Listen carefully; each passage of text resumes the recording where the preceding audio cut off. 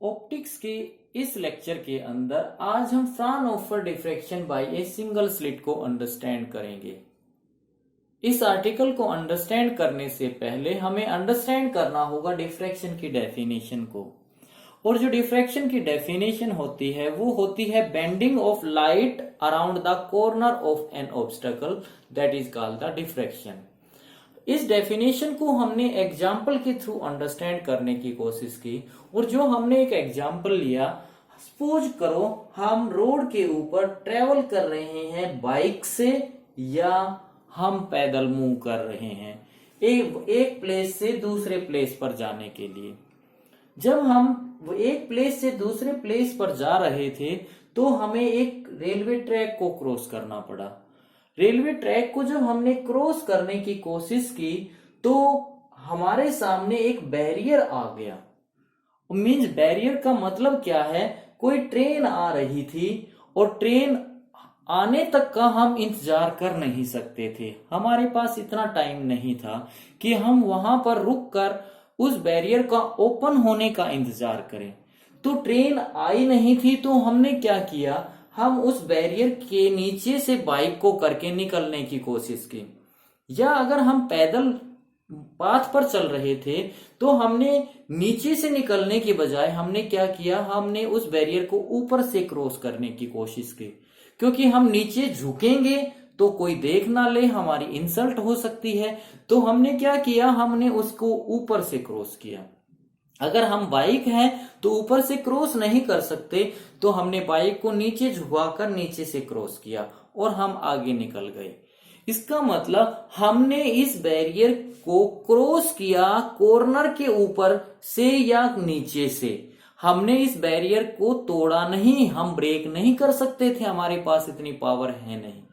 तो सिर्फ हम क्या कर सकते थे, हम इस बैरियर को या तो नीचे से क्रॉस करें या तो हम इसके नीचे से घूम जाएं या हम इसके ऊपर से घूम जाएं, कॉर्नर्स के ऊपर से ओनली, इसके बीच में से नहीं निकल सकते। इसका मतलब हम राउंड हो गए कहां पर, कॉर्नर्स के ऊपर, अपवर्ड डायरेक्शन में या डाउनवर्ड डायरेक्शन में। तो हम इसी राउंड को क्या कहते हैं, डिफ्रैक्शन कहते हैं।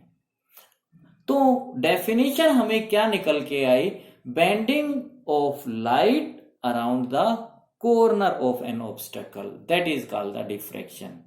और इसी डिफ्रैक्शन को अंडरस्टैंड करने वाले साइंटिस्ट थे फ्राउनहोफर। जब फ्राउनहोफर ने इस डिफ्रैक्शन को अंडरस्टैंड किया तो उन्होंने दो चीज लेनी थी, एक तो लेना था सोर्स और दूसरा लेना था स्क्रीन। अब उन्होंने सोर्स को भी सेट कर दिया। ये सोर्स है और ये स्क्रीन है। मींस इसके बाद उन्होंने डिफ्रैक्शन को जो अंडरस्टैंड किया वो क्या लिया, कोई ऑब्स्टेकल ली और उस ऑब्स्टेकल को कहां पर सेट किया उन्होंने, इस ऑब्स्टेकल को इस सोर्स से काफी लार्ज डिस्टेंस के ऊपर सेट किया। सेकंड कंडीशन क्या ली उन्होंने, इस ऑब्स्टेकल को इस स्क्रीन से भी उन्होंने काफी लार्ज डिस्टेंस के ऊपर सेट किया। Means distance between source and obstacle is to be infinite रखा उन्होंने। और इसके बाद उन्होंने स्क्रीन और ऑब्स्टेकल का डिस्टेंस भी कितना रखा, इनफाइनाइट रखा। ये डिफ्रैक्शन को स्टडी करने के लिए फ्राउनहोफर ने ऐसा किया था। लेकिन फ्रेजनल ने क्या किया था, फ्रेजनल ने distance between source and obstacle finite रखा था। Distance between screen and obstacle कितना रखा था, फाइनाइट रखा था। ये बहुत इंपॉर्टेंट डिफरेंस है किस किस के बीच में, फ्राउनहोफर डिफ्रैक्शन के बीच में और फ्रेजनल डिफ्रैक्शन के बीच में। फ्राउनहोफर डिफ्रैक्शन के अंदर तो distance between the source and obstacle is to be infinite. Also distance between screen and obstacle is an infinite in case of a Fraunhofer diffraction. But Fresnel diffraction के भी case में distance between source and screen from an obstacle क्या रखा उन्होंने, finite रखा। ऐसा Fraunhofer ने क्यों किया, फ्राउनहोफर ने इसलिए किया और वो किसकी हेल्प से किया, इस चीज को हमें अंडरस्टैंड करना है।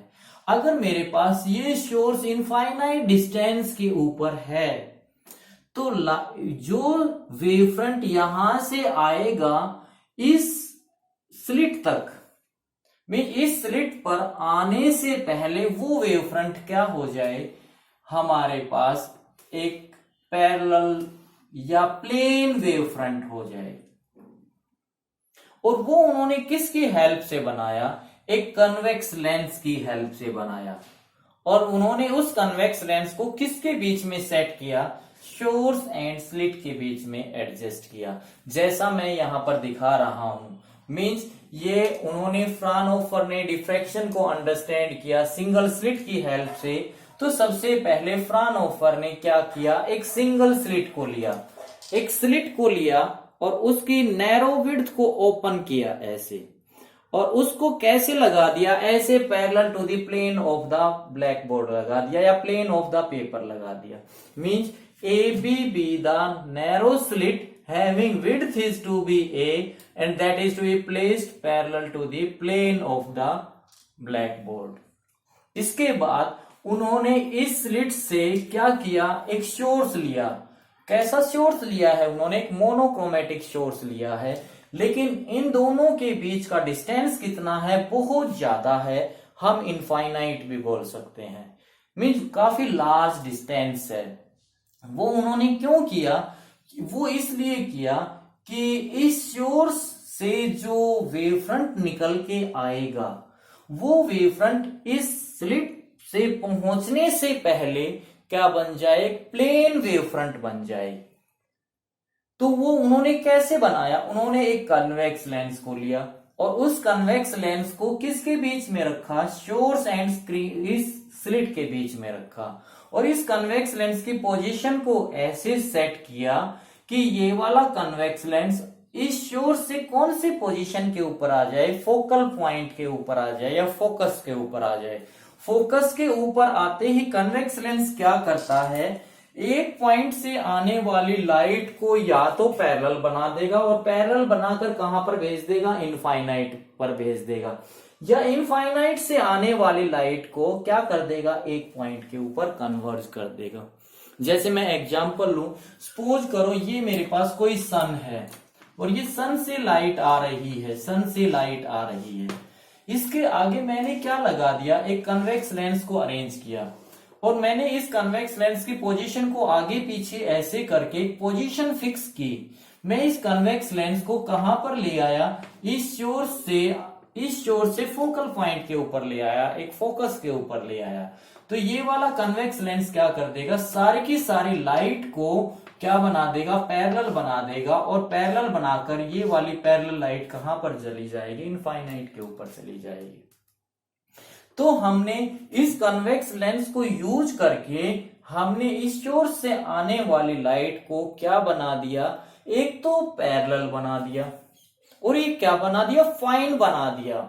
फाइन बना दिया means fine pencil beam of light बना दी, हमने कोलिमेटेड बीम ऑफ लाइट बना दी। अब ये fine pencil beam of light, या मैं ये कहूं हमने क्या किया है, इस कन्वेक्स लेंस की हेल्प से कन्वेक्स लेंस की पोजीशन को ऐसे सेट किया है कि इस सोर्स से जो लाइट आ रही है उसको हमने फाइन बना दिया, इसको फोकस के ऊपर सेट करके। मीन्स ए पैरेलल और collimated beam of a monochromatic light having wavelength lambda that is to be incident, वो इंसिडेंट करेगी इसके ऊपर। और कैसे इंसिडेंट करेगी, स्लिट तो ऐसे है और ये लाइट ऐसे आ रही है, इसका मतलब कैसे इंसिडेंट करेगी, नॉर्मली इंसिडेंट करेगी। Means find collimated beam of a monochromatic light जिसकी वेवलेंथ क्या है, लैम्डा है, that is to be incident normally on the slit A B. इस स्लिट ए बी के ऊपर कैसा इंसिडेंट करेगी, नॉर्मली जब वो इंसिडेंट करेगी तो अभी हमने क्या किया, हमने इस स्लिट को सबसे पहले हमने इस स्लिट को, लाइट ऐसे आ रही है, लाइट ऐसे आ रही है, पैरेलली आ रही है, हमारे पास ये स्लिट है। तो हमने क्या किया, इस स्लिट को n इक्वल पार्ट्स में डिवाइड कर दिया, n इक्वल पार्ट्स में ऐसे डिवाइड कर दिया। n इक्वल पार्ट्स में डिवाइड करने के बाद हमने क्या कहा, हर पार्ट में से सेकेंडरी वेव इमिट करेगी, उसका एम्पलीट्यूड कितना होगा, हमने माना a होगा, और वो वेव सारी की सारी हर पार्ट में से जो वेव इमिट आउट करेगी उसका एम्पलीट्यूड कितना होगा, a होगा। अगर ये सारी की सारी वेव कैसे ट्रेवल कर रही हैं, they are to be travel along the direction of the incident beam of light. अगर ये मेरे पास ऐसे ही आ रही है और ऐसे ही ट्रेवल कर गई, और they are to be converging at a point P note with the help of that convex lens, means all those secondary wave having amplitude is to be A, वो ट्रेवलिंग या moving parallel to the direction of a incident beam of light, and they are to be converging at a point P note with the help of that convex lens। Means हमने इस convex lens की position को screen और slit के बीच में ऐसे set किया है।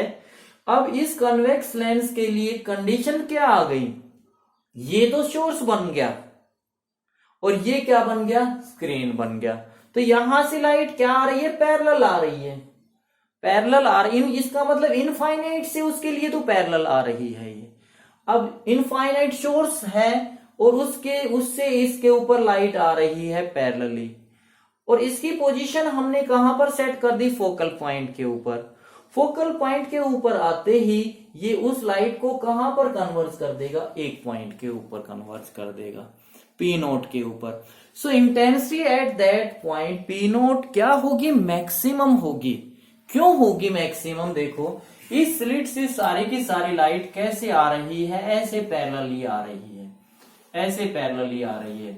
इसका मतलब ये सारी की सारी लाइट जिसका एम्पलीट्यूड क्या है, A है, वो सारी की सारी क्या ट्रेवल कर रही हैं, एयर के अंदर सेम डिस्टेंस को ट्रेवल कर रही हैं, और इस कन्वेक्स लेंस की हेल्प से इस पॉइंट P नोट के ऊपर कन्वर्ज कर गई, सेम डिस्टेंस को ट्रेवल करेंगी, सेम डिस्टेंस को ट्रेवल करके इस पॉइंट के ऊपर कन्वर्ज कर जाएंगे। इसका मतलब इंटेंसिटी एट दैट पॉइंट के ऊपर क्या होगी, मैक्सिमम होगी, और इसको हम बोलेंगे that is called the central maxima, और इस सेंट्रल मैक्सिमा की इंटेंसिटी को हम फाइंड आउट करेंगे। Means all those secondary waves, मैं सेकेंडरी वेव्स क्यों बोल रहा हूं, देखो प्राइमरी वेव तो ये आ रही हैं, इस सोर्स से जो लाइट निकली है उनको मैंने क्या बना दिया, पैरेलल बना दिया, किसकी हेल्प से, कन्वेक्स लेंस की हेल्प से। इसके बाद मैंने क्या किया है, इस स्लिट को n इक्वल पार्ट्स में से डिवाइड कर दिया, n इक्वल पार्ट्स में डिवाइड कर दिया, तो हर पार्ट कैसा एक्ट करेगा, सोर्स की तरह एक्ट करेगा, और उस सोर्स मींस ये एक सोर्स एक्ट करेगा, ये एक सोर्स एक्ट करेगा, ये एक सोर्स एक्ट करेगा, ये पार्ट एक सोर्स एक्ट करेगा, हर पार्ट कैसा एक्ट करेगा, सोर्स की तरह एक्ट करेगा।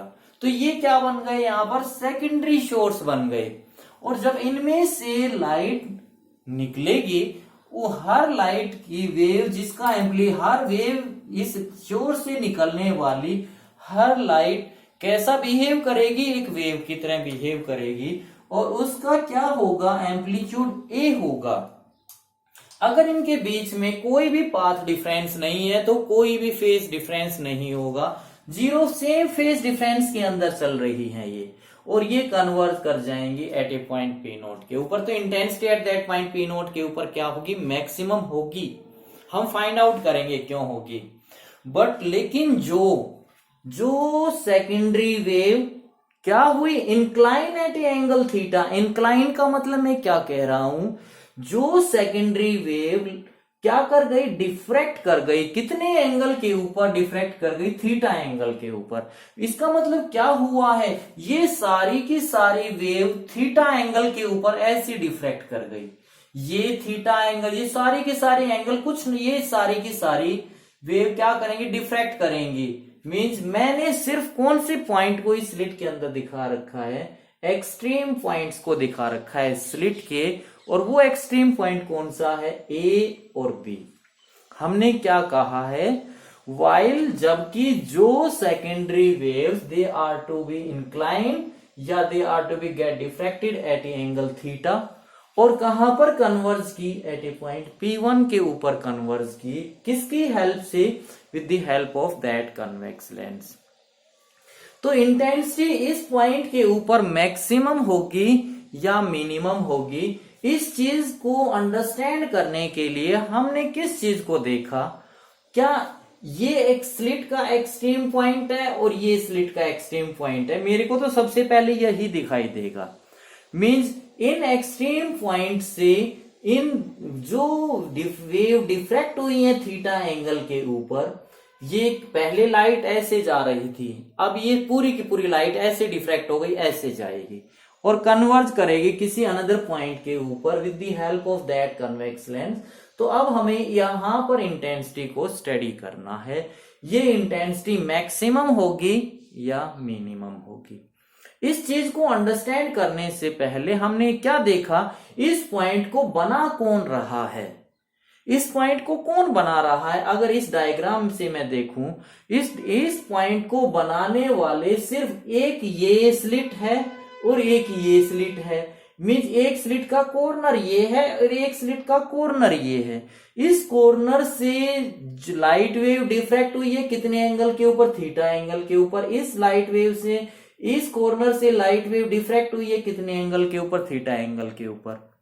मींस डिफ्रैक्शन यहां पे एग्जिस्ट किया, यहां पे एग्जिस्ट किया, और वो डिफ्रैक्टेड लाइट इस पॉइंट के ऊपर कन्वर्ज हुई। इसका इस पॉइंट को कौन बना रहा है, light is to be coming from the extreme point of the slit A और बी से, और वो कितने एंगल के ऊपर डिफ्रैक्ट होके आ रही है, थीटा एंगल के ऊपर डिफ्रैक्ट होके आ रही है। इसका मतलब इस पॉइंट को बनाएगा कौन, अगर ये दोनों की दोनों सेम पाथ के डिफरेंस को, अगर इनमें कोई भी पाथ का डिफरेंस नहीं है, तो ये दोनों की दोनों यहां पर सेम टाइम के ऊपर पहुंचेंगी। अगर इन दोनों के बीच में कोई पाथ का डिफरेंस है तो यहां पर ये दोनों की दोनों सेम टाइम के ऊपर नहीं पहुंचेंगी। इसका मतलब इस पॉइंट का बनना किसके ऊपर डिपेंड करेगा, दोनों के पाथ डिफरेंस के ऊपर डिपेंड करेगा। अगर पाथ डिफरेंस नहीं है, both are to be reaching at the same time, तो हमें मैक्सिमा मिलेगा। अगर इन दोनों के बीच में कोई पाथ डिफरेंस है, दोनों सेम टाइम के ऊपर नहीं मिलेंगी, तो हमें मिनिमा मिलेगा। मींस इस पॉइंट का बनना इन दोनों के पाथ के डिफरेंस के ऊपर डिपेंड करेगा। तो सबसे पहले हमने इन दोनों के बीच के अंदर पाथ का डिफरेंस निकाला, और वो कैसे फाइंड आउट करने की कोशिश की, हमने पॉइंट ए से एक्सट्रीम पॉइंट स्लिट का जो है वो कौन सा पॉइंट है, मैं ले रहा हूं पॉइंट ए, ये ले रहा हूं। तो हमने इस पॉइंट से क्या किया, एक परपेंडिकुलर ड्रॉ कर दिया, और किसके ऊपर ड्रॉ कर दिया, इस रे के ऊपर ड्रॉ कर दिया। ये हमने क्यों ड्रॉ किया, वो इसलिए ड्रॉ किया कि इससे आगे दोनों का पाथ क्या होगा, इक्वल होगा। देखो अगर मैं यहां से चल रहा हूं और तुम यहां से चल रहे हो, तो दोनों के बीच में जो पाथ का डिफरेंस है वो ये पीछे पीछे का है, इससे आगे दोनों का पाथ क्या है, इक्वल है। तो हमने क्या किया, इस पॉइंट से इस रे के ऊपर क्या कर दिया, एक परपेंडिकुलर ड्रॉ कर दिया, और इससे आगे दोनों का पाथ क्या होगा, इक्वल होगा। जो पाथ का डिफरेंस है वो कहाँ है, पीछे है। इस पॉइंट को मैंने नाम दिया, क्या नाम दिया, ये मैंने नाम दिया सपोज करो m। तो ये एंगल m कितना होगा, यहां पर 90 डिग्री होगा, और मेरे इसका मतलब मेरे पास एक राइट एंगल ट्रायंगल बन गई। और कौन सी राइट एंगल ट्रायंगल बन गई, AMB, right angle triangle AMB। इसमें एंगल m कितना है, ये एंगल m, इसको मैं थोड़ी बड़ी बना दूं, यहां पर एंगल m ये है जो कि कितना है, 90 डिग्री। ये अगर थीटा एंगल है तो ये टोटल एंगल यहां से देखो, मैं यहां से देखो, ये वाला AB है, A और B, जिसकी विड्थ कितनी है, ये A है, और ये एंगल टोटल तो कितना है 90 है, लेकिन यहां से जो डिफ्रैक्शन हुआ है वो कितने एंगल के ऊपर हुआ है, थीटा एंगल के। तो ये एंगल कितना बचेगा, 90 माइनस थीटा ही तो बचेगा। इसका मतलब ये जो एंगल यहां से ये एंगल जो बचेगा वो कितना बचेगा, 90 माइनस थीटा। तो एंगल बी मेरे पास कितना बचा, ये इसका मतलब मेरे पास बी है। ये कितना एंगल है, 90 माइनस थीटा। तो ये एंगल कितना बचा, एंगल ए कितना होगा, एंगल ए मेरे पास कितना होगा, अगर ये 90 है तो एंगल ए कितना हो गया, थीटा हो गया। तो हमें क्या निकालना है, यहां से हमने देखा हमारे पास इस राइट एंगल ट्रायंगल में ए बी की वैल्यू मैं क्या मान के चला हूं, विड्थ ऑफ द स्लिट मान के चला हूं। इसका मतलब मेरे पास ये वैल्यू है ए, और मैं क्या फाइंड आउट करना चाह रहा हूं, बी से लेकर एम निकालना चाह रहा हूं, बी टू एम। ये क्या है, इन दोनों डिफ्रैक्टेड लाइट के बीच में पाथ का डिफरेंस। तो वो कितना है, पाथ डिफरेंस जो है वो कितना है, that is equal to path difference is equal to कितना है, बी एम। इसको मैं फाइंड आउट किया तो मैंने यहां से बी एम की वैल्यू को निकालना चाहता हूं, किसकी टर्म में, slit, width of the slit. तो यहां से मैंने क्या लगा दिया, sine theta is equal to B M upon perpendicular upon hypotenuse A B. तो यहां से हमने बी एम की वैल्यू को फाइंड आउट कर लिया, और बी एम कितना आ गया, ए बी जिसकी वैल्यू कितनी है ए, तो ये कितना आ गया, ए साइन थीटा। ये मेरे पास क्या आ गया, that comes out to be path difference. Means path difference मेरे पास कितना आ गया, between both of the two diffracted wave. और वो कहां से डिफ्रैक्ट हुई है, इंक्लाइंड कितने एंगल के ऊपर है, थीटा एंगल के ऊपर। और कहां से डिफ्रैक्ट हुई है, extreme point of the slit. तो ये पाथ डिफरेंस कितना आ गया, ए साइन थीटा। अगर पाथ डिफरेंस है तो इन दोनों के बीच में क्या होगा, फेज डिफरेंस होगा। हम जानते हैं फेज डिफरेंस और पाथ डिफरेंस के बीच में कंडीशन वो कितनी होती है, that is equal to 2 pi by lambda into path difference.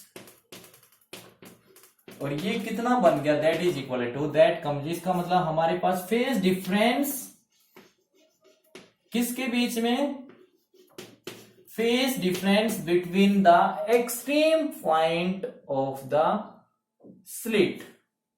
Means phase difference किसके बीच में आ गया, ये phase difference between the wave coming from the extreme point of the slit.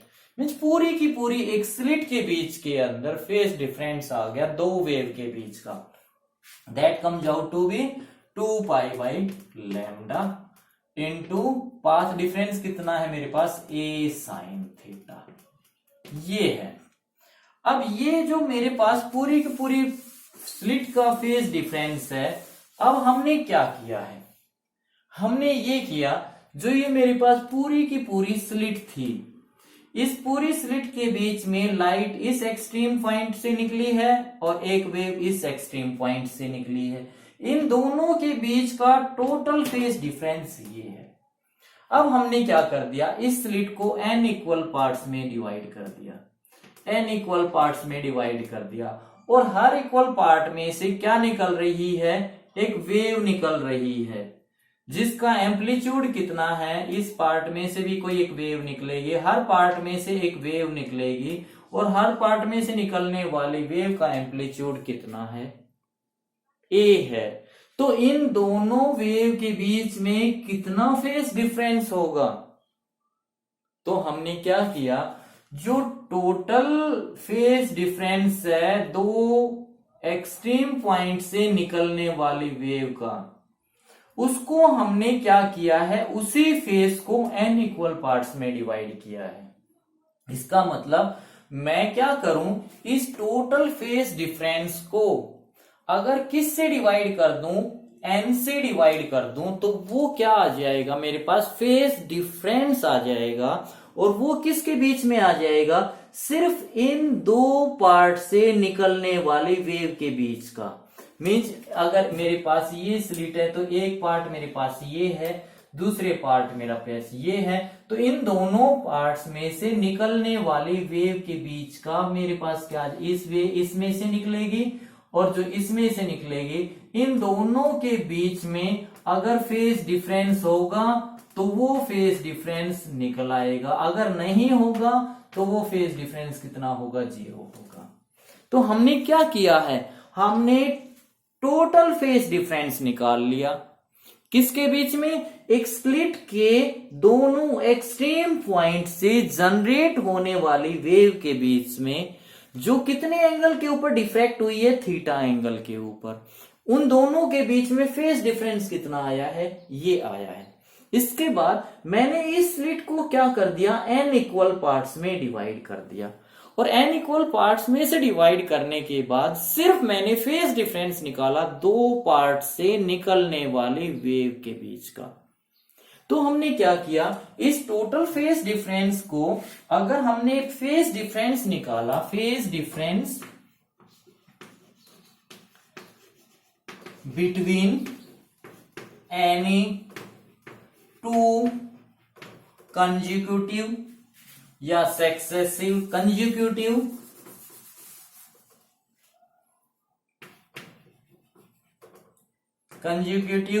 Wave के बीच में, तो वो कितना आएगा, मैं टोटल को किससे डिवाइड कर दूंगा, टोटल को जो मेरे पास उस टोटल को मैं किससे डिवाइड कर दूं, n से डिवाइड कर दूं टोटल फेज डिफरेंस को। तो मेरे पास क्या आ जाएगा, दो कंसेक्यूटिव या सक्सेसिव वेव के बीच के अंदर फेज डिफरेंस आ जाएगा। और ये कितना आएगा, इसको मैं ऊपर लिख रहा हूं, ये कितना आ जाएगा मेरे पास, जिसको मैं डिनोट कर रहा हूं, मैं डिनोट कर रहा हूं जिसको सपोज करो 5 से, और वो कितना बना, that is equal to 1/n into total मेरे पास ये है 2π/λ इनटू a sin थीटा। ये मेरे पास क्या आ गया, जो हमने इस स्लिट को n इक्वल पार्ट्स में डिवाइड किया है और हर पार्ट में से निकलने वाले दो वेव के बीच के अंदर फेज डिफरेंस आ गया। तो अब हमने क्या निकालना था, इस पॉइंट के ऊपर रिजल्टेंट एम्पलीट्यूड और इंटेंसिटी को फाइंड आउट करना था। तो वो हमने क्या, कैसे निकाला, क्योंकि मैंने इसको n इक्वल पार्ट्स में डिवाइड कर दिया ऐसे, n इक्वल पार्ट्स में डिवाइड कर दिया ऐसे, तो हर पार्ट में से क्या निकलेगी, एक वेव इमिट करेगी, और हर पार्ट में से निकलने वाले वेव का मैं एम्पलीट्यूड क्या लेके चल रहा हूं, a लेके चल रहा हूं, और फेज डिफरेंस बिटवीन जो इस वेव पार्ट में से वेव निकल रही है और इस पार्ट में से निकल रही है, उसके बीच में फेज डिफरेंस फाई है। जो इसमें से और इसमें से निकलेगी, उन दोनों के बीच में फेज डिफरेंस कितना होगा, फाई। लेकिन पहले और इसके जो था सेकंड पार्ट में से निकलेगी, उन दोनों के बीच में फेज डिफरेंस कितना हो जाएगा, 2π हो जाएगा। वो कैसे होगा, अभी हम नीचे डिक्टेट करेंगे समझने के लिए इसको।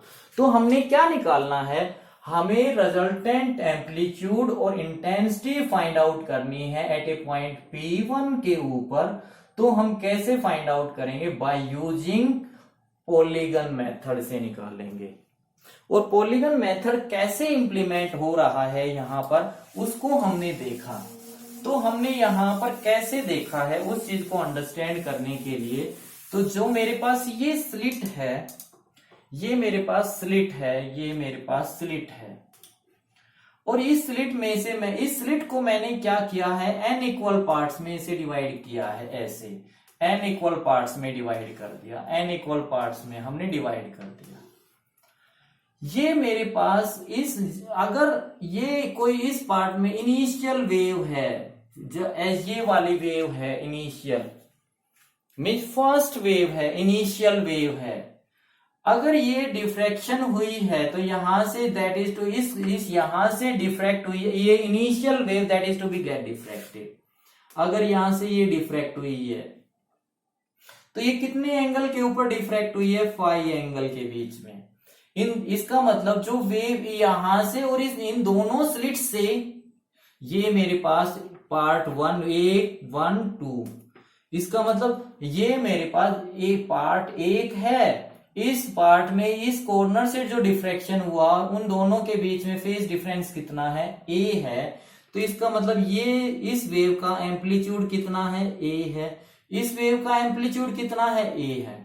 अब यहां से मैं देखूं तो ये वाला एंगल कितना होगा, यहां से यहां तक का ये वाला फाई होगा। लेकिन ये मेरे पास यहां से फिर इस कोण, ये मैंने क्योंकि n पार्ट्स में डिवाइड कर दिया ना, तो n होल की तरह एक्ट कर रहा है। तो यहां से फिर डिफ्रैक्शन एग्जिस्ट करेगा कितने एंगल के ऊपर, फाई एंगल के ऊपर। तो ये कितना एंगल हो गया यहां से इसके और इसके बीच में, दैट इज इक्वल 5 + 5, ये कितना हो गया 2 5 हो गया। और ये कौन सी स्लिट के बीच में आया, 2 और 3 के बीच में आया है। और 3 और 2 को देखो तो फेज डिफरेंस कितना आ रहा है, 2 5 आ रहा है। अब ये ऐसे आगे जाएगी, ये वाला फेज कितना है, टोटल 2 5 है। यहां से फिर डिफ्रैक्शन एग्जिस्ट करेगा कितने एंगल के ऊपर, 5 एंगल के ऊपर। तो यहां से यहां तक का ये फेज डिफरेंस कितना हो गया, 3 5 हो गया ये, क्योंकि 2 5 तो ये है और 5 ये है। तो टोटल फेज डिफरेंस इसके और इसके बीच में कितना हो गया, दैट इज इक्वल टू 3 5। और ये 3 5 किस किस के बीच में बना है, 3 और 4 के बीच में बना है। ऐसे ही ये हमारे पे ये वाला एंगल कितना होगा, ये वाला angle that is equal to 3 5 होगा। और यहां से डिफ्रैक्शन एग्जिस्ट करेगा कितने एंगल के ऊपर, 5 एंगल के ऊपर। तो ये इस 4 और 5 के बीच में कितना हो गया, that is equal two phase difference 5 4 5 हो गया। अब ये वाला एंगल कितना होगा, ये वाला एंगल 5 और 6 के बीच में, दैट इज इक्वल टू, ये तो 5 5 होगा, ये तो 4 कितना होगा, ये वाला एंगल तो ऐसे सीधा जा रहा है तो 4 5 होगा। और यहां से फेज डिफ्रैक्शन एग्जिस्ट करेगा कितने एंगल के ऊपर, इसमें और इसमें से 5 के ऊपर। तो ये कितना हो गया, दो total angle that is equal to 4 5 + 5 that is equal to 5 5। इसका मतलब मैं क्या देख रहा हूं, 5 और 6 के बीच में एंगल कितना है, 5 5। और अगर मैं ऐसे ही चलता रहा तो n-1 और n के बीच में जो फेज डिफरेंस आएगा वो कितना आएगा, अगर समझ में आया हो तो n-1 5 आएगा। क्यों, देखो पहली दूसरी के बीच में 5, दूसरी तीसरी के बीच में 2 5, तीसरी चौथी के बीच में 3 5, चौथी पांचवी के बीच में 4 5, 5 और 6 के बीच में 5 5। तो ऐसे n-1 और n तक के बीच में फेज डिफरेंस कितना आएगा, n-1 इंटू 5।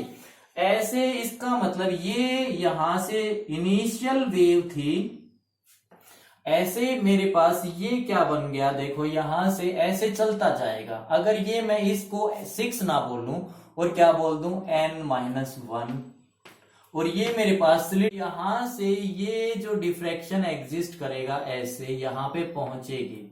तो ये फेस, ये वाला एंगल जो आएगा वो कितना आएगा, n-1 इंटू 5। तो इसका मतलब हमारे पास ये यहां से ये जो इनिशियल वेव थी, यहां से ये क्या बन गया मेरे पास, यहां से लेकर यहां तक ये मेरे पास क्या बन जाएगा, इन सारे पार्ट में से निकलने वाली वेव्स का एक रिजल्टेंट बन जाएगा। और ये किसकी फॉर्म लेके जाएगी, अगर मैं ऐसे चलूंगा तो ये मेरे पास क्या बन गई, एक ऐसे आर्क बन जाएगी। इसका मतलब मेरे पास इसका जब मैं रिजल्टेंट जो स्टडी करूंगा, जो यहां इस पॉइंट के ऊपर स्टडी करना चाह रहा हूं n पार्ट्स में से डिवाइड करने के बाद, तो ये रिजल्टेंट इस पॉइंट के ऊपर जो वेव बनेगी उसका एम्पलीट्यूड और इंटेंसिटी किसकी हेल्प से निकालेंगे, हम इस वेक्टर एडिशन या पॉलीगन मेथड की हेल्प से निकालेंगे। और वो मेरे पास रिजल्टेंट कैसे निकालेंगे, वो मेरे पास क्या बन जाएगा, ऐसे एक आर्क बन जाएगी। अब इस आर्क, ये आर्क बनाई किसने है, ये तो मेरे पास इनिशियल वेव है जिसका एम्पलीट्यूड कितना है, मैंने तो इनिशियल का तो ए लेके चला हूं।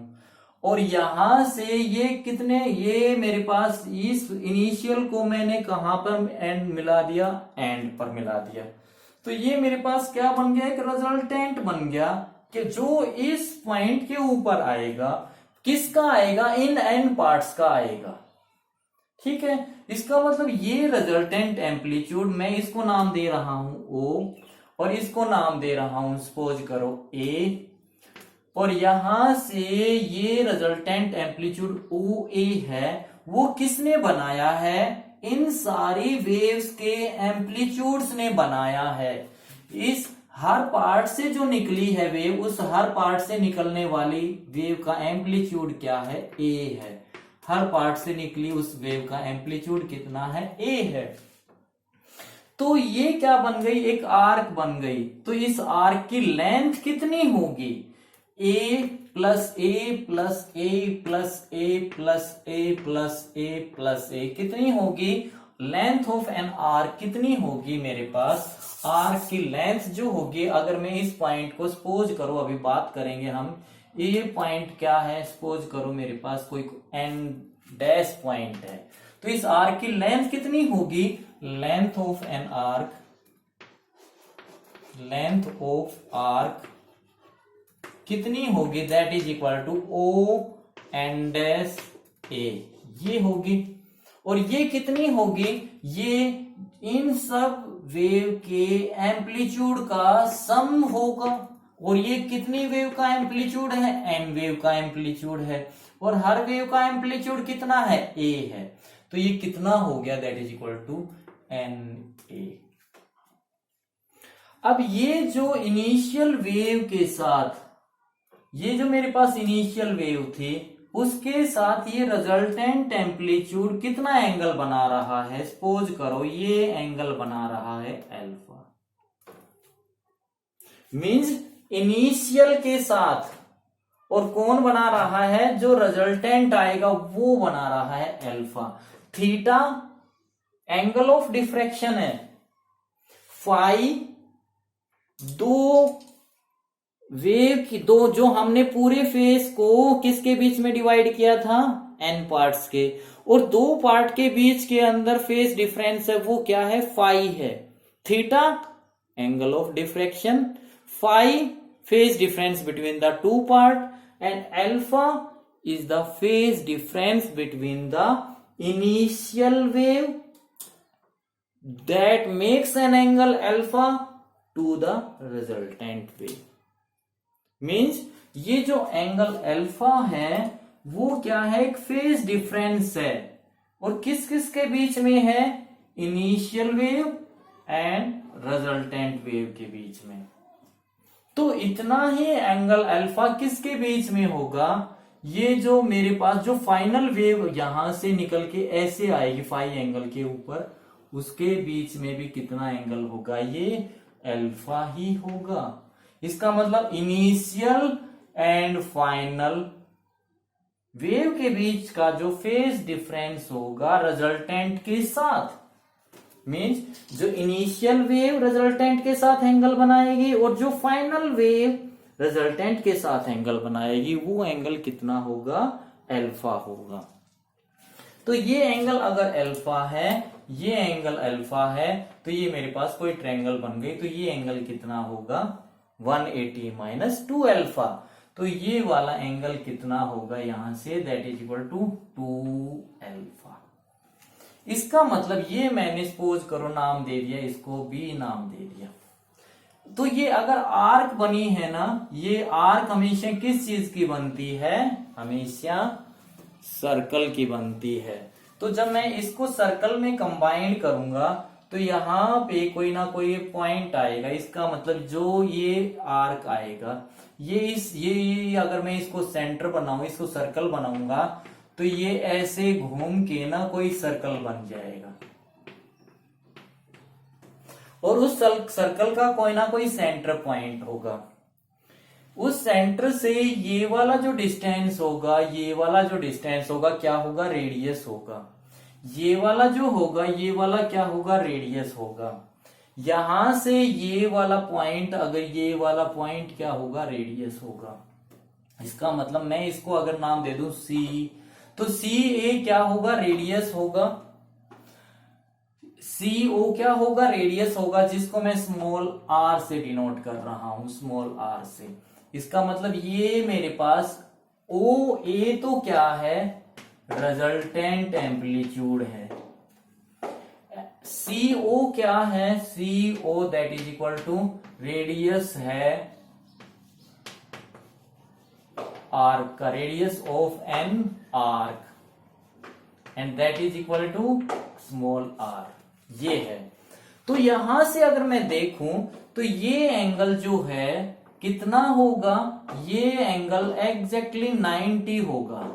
अगर ये अल्फा है तो ये एंगल कितना होगा, 90 माइनस अल्फा होगा। ये एंगल कितना है, अगर मैं इसको नाम दे दूं, सपोज करो n, तो एंगल n कितना होगा, 90 होगा। ये एंगल 90, ये 90 माइनस अल्फा, तो ये एंगल कितना आएगा, अल्फा।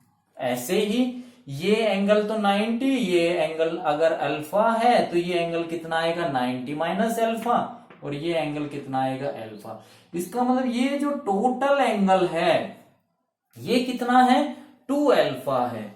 2 अल्फा जो एंगल है that is the total phase difference between the wave, किस किस के बीच में, wave originating from the extreme point of the slit.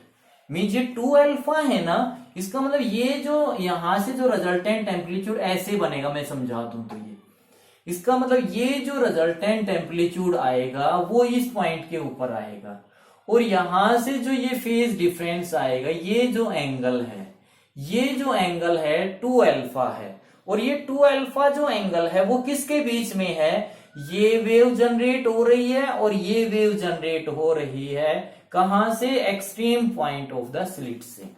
इसका मतलब ये 2 अल्फा जो है वो किसके बराबर है, अगर मैं देखूं तो टोटल फेज डिफरेंस के बराबर है। इसका मतलब जो ये 2 अल्फा की वैल्यू है, इसका 2 अल्फा की जो वैल्यू है वो मेरी किसके बराबर बनेगी, 2 अल्फा जो है वो that is equal to total phase difference. Total phase difference किस किस के बीच में, total phase difference between the way originating from the extreme point of the slit A and B. तो ये कितना हो गया, इसका मतलब 2 अल्फा की वैल्यू कितनी हो गई, 2 pi by lambda into a sine theta. इसका मतलब 2 से 2 कैंसिल हो गया, और अल्फा की वैल्यू कितनी है, पाई by lambda into a sine theta. यहां से ये आ गया। अब मेरे को मैं तो क्या फाइंड आउट करना चाह रहा हूं, resultant amplitude at the point P1 के ऊपर निकालना चाह रहा हूं। तो हम इसको कैसे निकालेंगे, अब यहां से इसको कैसे निकालेंगे, इस चीज को मैं यहां पे लिख लूं। तो हमें निकालनी किसकी वैल्यू है, ओ ए की वैल्यू निकालनी है। ओ ए की वैल्यू आर है, आर क्या निकालना चाह रहा हूं मैं, रिजल्टेंट एम्पलीट्यूड। कैसे निकालूंगा, हमने एक राइट एंगल ट्रायंगल को लिया, कौन सी राइट एंगल ट्रायंगल को, क्योंकि मैं अगर ये निकाल लूं तो इतना ही ये होगा। अगर मैं एन ओ की वैल्यू निकाल लूं तो एन ए की वैल्यू भी उतनी ही आएगी। तो मैं ओ ए की वैल्यू किसके बराबर लिख सकता हूं, ओ ए की वैल्यू जो निकल के आएगी उसको मैं किसके बराबर लिख सकता हूं, 2ON के बराबर।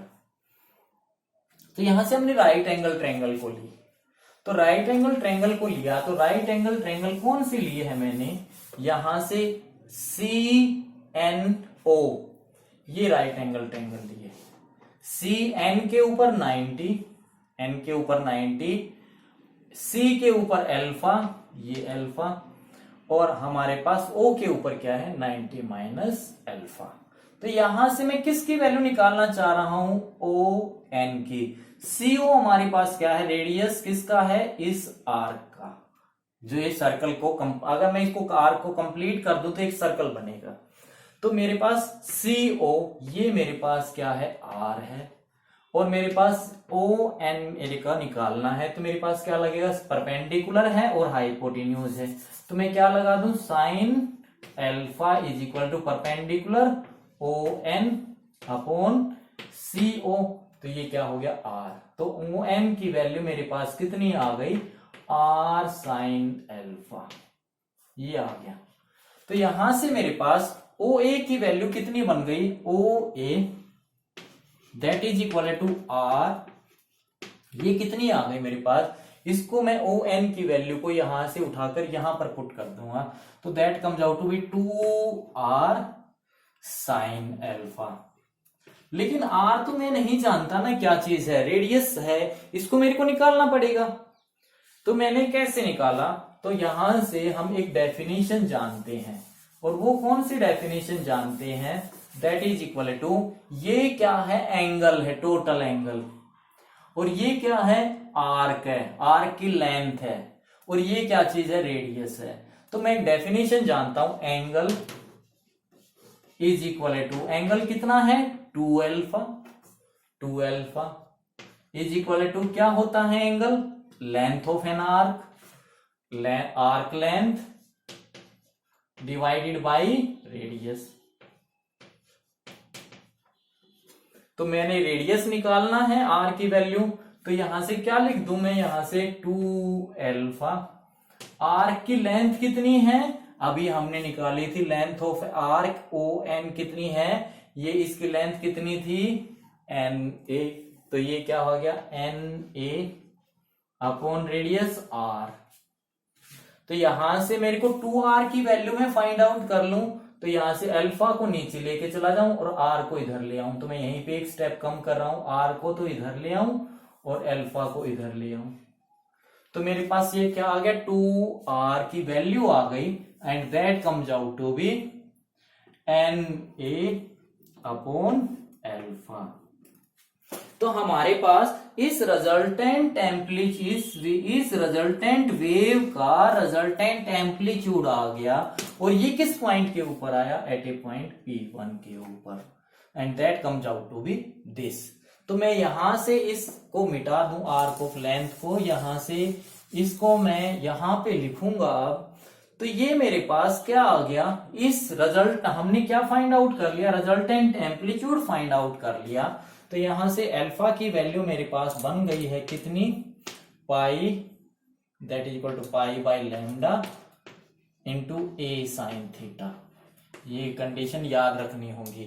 और मैं यहां से अब यहां से मैंने क्या निकाल लिया, टोटल एम्पलीट्यूड निकाल लिया, किस पॉइंट के ऊपर, पॉइंट AP1 के ऊपर, that comes out to be R, और ये कितना आ गया, NA, और इस NA को मैं पुट कर रहा हूं A नोट, रिजल्टेंट एम्पलीट्यूड है ये, दैट क्या हो गया, A naught sine alpha upon alpha. तो ये मेरे पास क्या आ गया, resultant amplitude of the superposing wave at a point P1 के ऊपर आ चुका है। तो यहां से अब हम क्या निकाल लें, इस पॉइंट के ऊपर इंटेंसिटी कितनी आएगी, इस पॉइंट के ऊपर इंटेंसिटी कितनी आएगी, अगर एम्पलीट्यूड आ गया तो मैं जानता हूं that is equal to square of amplitude, इसका मतलब मैं इसका स्क्वायर कर दूं, तो that is equal to A naught square upon sine alpha upon alpha का स्क्वायर, ये आ गया। इसका मतलब intensity at a point P1 that comes out to be this. हमने इंटेंसिटी को फाइंड आउट कर लिया है, हमारे पास इंटेंसिटी इतनी आ गई है। तो ये लेक्चर काफी लेंदी बन रहा है, तो इसको मैं यहीं पर रोक रहा हूं। इससे आगे कंडीशन ऑफ मैक्सिमा और मिनिमा को हम नेक्स्ट लेक्चर के अंदर स्टडी करेंगे, जिसके अंदर मैं इसका लिंक डाल दूंगा। पहले इस पार्ट को क्लियर करना बहुत जरूरी है, उस पार्ट को अंडरस्टैंड करने से। Thank you.